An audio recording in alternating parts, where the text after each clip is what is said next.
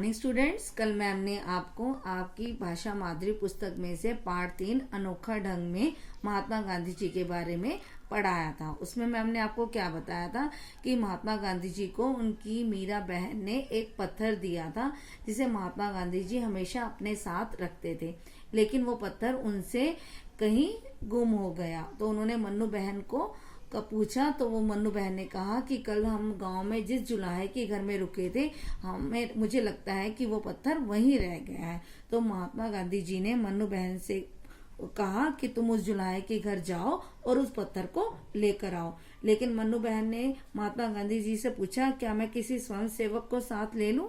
जैसे आप लोग भी ऐसे करते हो ना, जब आपको क्लास से कहीं बाहर जाना होता है तो आप क्या कहते हो मैम को कि मैम मैं अपने फ्रेंड को भी साथ ले जाऊं। तो महात्मा गांधी जी ने भी उससे पूछा कि तुम स्वयं सेवक को क्यों साथ ले जाना चाहते हो। स्वयं सेवक कौन होते हैं? स्वयं सेवक वो होते हैं जो हमेशा दूसरों की सेवा करने के लिए तैयार रहते हैं। मन्नू चुप रह गई। मन्नू ने महात्मा गांधी जी की इस बात का कोई जवाब नहीं दिया, लेकिन असली बात क्या थी कि मन्नू को वहां अकेले जाते हुए डर लग रहा था, क्योंकि नोआखली में बहुत सारे नारियल और सुपारी के जंगल थे।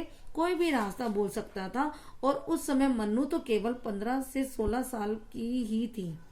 अकेली कभी भी वो कहीं नहीं गई थी, लेकिन बापूजी के इस क्यों का जवाब उसने नहीं दिया और वो अकेली ही उस रास्ते पर चल पड़ी।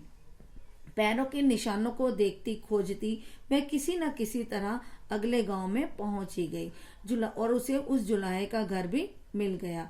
उस घर में बुढ़िया रहती थी। उसने मन्नू को देखते ही पहचान लिया कि ये तो वही लड़की है जो कल बापूजी के साथ उसके घर में ठहरी थी। उसने बड़े ही स्नेह में बड़े ही प्यार से मन्नू का स्वागत किया और उससे पूछा कि तुम आज यहाँ क्या करने आई हो। मन्नू को एक तो बापू पर खींच का मतलब है कि उसे बापूजी पर बहुत गुस्सा था।